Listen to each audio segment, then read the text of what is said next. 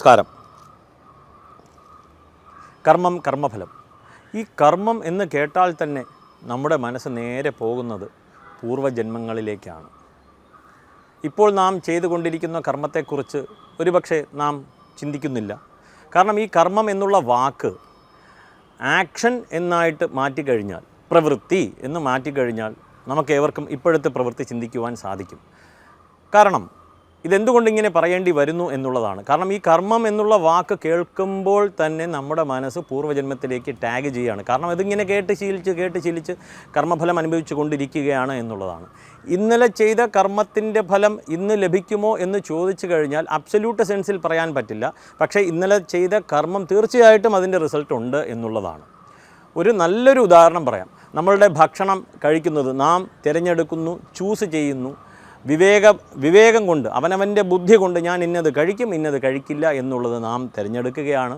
അങ്ങനെ നാം ഒരു ദുഷിച്ച ഭക്ഷണം കഴിക്കുകയാണ്. അത് ആക്ഷനാണ്, പ്രവൃത്തിയാണ്. ഞാൻ ആ പ്രവൃത്തി ചെയ്യുകയാണ്. ആ പ്രവൃത്തിയുടെ ഫലം നാളെ തീർച്ചയായിട്ടും എനിക്ക് മനസ്സിലാക്കുവാൻ സാധിക്കും എന്നുള്ളതാണ്. ഈ പ്രവൃത്തി, ദുഷ്പ്രവൃത്തി, ഇന്നത്തെ കർമ്മം, അതിനെ നാം ആഗാമി എന്ന് പറയുന്നു. ഇന്നത്തെ കർമ്മം നാം ചെയ്യുന്നു എന്ന തോന്നലേയില്ല. അപ്പോൾ ഈ ദുഷിച്ച ഭക്ഷണങ്ങളെല്ലാം കൂടി കഴിച്ചിട്ട് വയറിന് അസുഖം വരുമ്പോൾ ഡോക്ടറിൻ്റെ അടുത്തേക്ക് ഓടുകയാണ്. ഇനി കുറേ ദിവസങ്ങളായി ഇങ്ങനെ മാറി മാറി അസുഖം വരുമ്പോൾ വേറെ എന്തെങ്കിലും ഉണ്ടോ എന്ന് അന്വേഷിക്കാനായിട്ട് നാം ഒരു ദൈവജ്ഞൻ്റെ അടുത്ത് പോവുകയാണ്, ജ്യോതിഷിയുടെ അടുത്ത് പോവുകയാണ്. ഇനിയിപ്പോൾ രാഹു ആണോ പ്രശ്നം, ശനിയാണോ പ്രശ്നം എന്നുള്ളത്.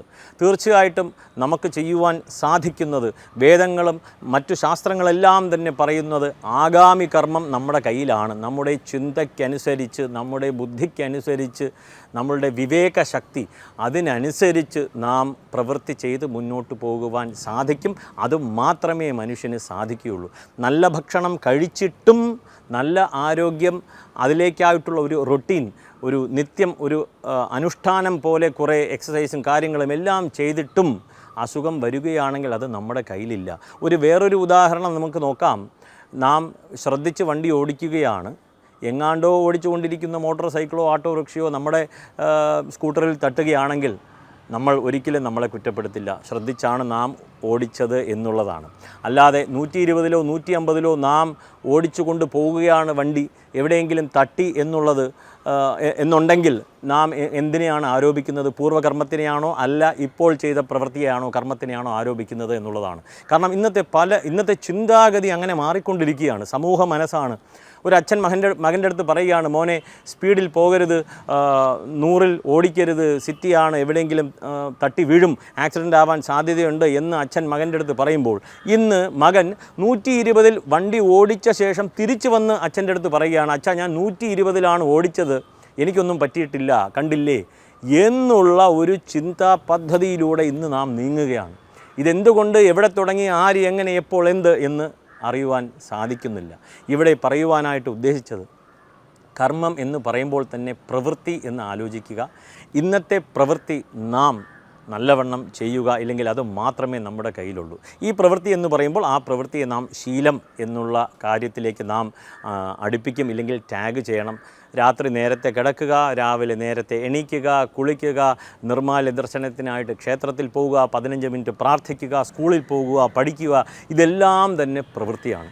ഇതിൽ നല്ലൊരു റൊട്ടീൻ ഇല്ലാതെ, നല്ല ശീലമില്ലാതെ വഴിതെറ്റി നടന്ന ശേഷം നേരെ ആരോപിക്കുന്നത് ജാതകത്തിലെ ഒരു ശനിയെയോ രാഹുവിനെയോ കേതുവിനെയോ ആരോപിച്ചു കഴിഞ്ഞാൽ നമുക്കൊന്നും ചെയ്യുവാൻ സാധ്യമല്ല. മറ്റൊരു രീതിയിൽ പറഞ്ഞു കഴിഞ്ഞാൽ, നല്ല ആഹാരങ്ങൾ, നല്ല routine, an apple A day keeps the doctor away എന്നൊക്കെ പറഞ്ഞ് നമ്മൾ ഒരുപാട് പഠിച്ചിട്ടുണ്ട് ചെറുപ്പത്തിൽ തന്നെ. ഈ ആഹാരങ്ങളൊക്കെ എത്ര കഴിച്ചാലും, എത്ര നല്ല ആഹാരം കഴിച്ചാലും, എത്ര ഓക്സിജൻ നല്ലവണ്ണം എടുത്താലും ഒരു ദിവസം മരിക്കാൻ പോകുന്നുണ്ടല്ലോ. എന്തായാലും ഇനിയിപ്പോൾ നമുക്ക് നല്ല റൊട്ടീനിൻ്റെ കാര്യമൊന്നും വേണ്ട, നമുക്ക് നല്ല ശീലങ്ങളൊന്നും വേണ്ട, ഏതെങ്കിലും ദുഷിച്ച ശീലങ്ങളായാലും മതി എന്ന് ആരെങ്കിലും ചിന്തിക്കുമോ? ഒരിക്കലുമില്ല. എന്തായാലും മരിക്കുന്നത് വരെയുള്ള ജീവിതം നന്നായിട്ട് കൊണ്ടുപോകണം എന്നുള്ള ചിന്തയുള്ള, ബോധമുള്ള ഒരു ജീവിയാണ് മനുഷ്യൻ. ആയതിനാൽ കർമ്മം എന്ന വാക്ക്, ഇന്നത്തെ കർമ്മം, ഇന്നത്തെ പ്രവൃത്തി, ഇപ്പോഴുള്ള പ്രവൃത്തി എന്നുള്ളത് ഏവരും ചിന്തിക്കുക. ഈ പ്രവൃത്തിയെ നന്നാക്കി കൊണ്ടുപോകുവാൻ മാത്രമേ മനുഷ്യന് സാധിക്കുകയുള്ളൂ. അതിനുശേഷം ദൈവം എന്ന ശബ്ദത്തിന്, ദൈവശബ്ദേന പ്രാകർമ്മേത്യർത്ഥ, പ്രാരബ്ധ കർമ്മങ്ങളെ ചിന്തിക്കുവാനായിട്ട് ജാതകമുണ്ട്. ജാതകമല്ലാതെ വേറെ ഒരു ടൂളുമില്ല. പ്രാരബ്ധസജ്ഞ മനുഷ്യജാതോ ജാതക ചിന്തനം എന്നുള്ളത് അവസാനമായിട്ട് നമ്മുടെ മുമ്പിൽ നമ്മുടെ പ്രാരബ്ധ കർമ്മങ്ങളെ പറഞ്ഞു തരും. അതിനനുസരിച്ച് നമുക്ക് കൂടുതലായിട്ട് പ്ലാൻ ചെയ്യുവാൻ സാധിക്കും. അവസാനമായി പറയുകയാണ്, കർമ്മം എന്നുള്ളത് പൂർവകർമ്മമുണ്ട്. ഇപ്പോൾ ചെയ്യുന്ന പ്രവൃത്തിയും ഞാനിപ്പോൾ സംസാരിച്ചു കൊണ്ടിരിക്കുന്നതും കർമ്മം തന്നെയാണ്, പ്രവൃത്തി തന്നെയാണ്. നമസ്കാരം.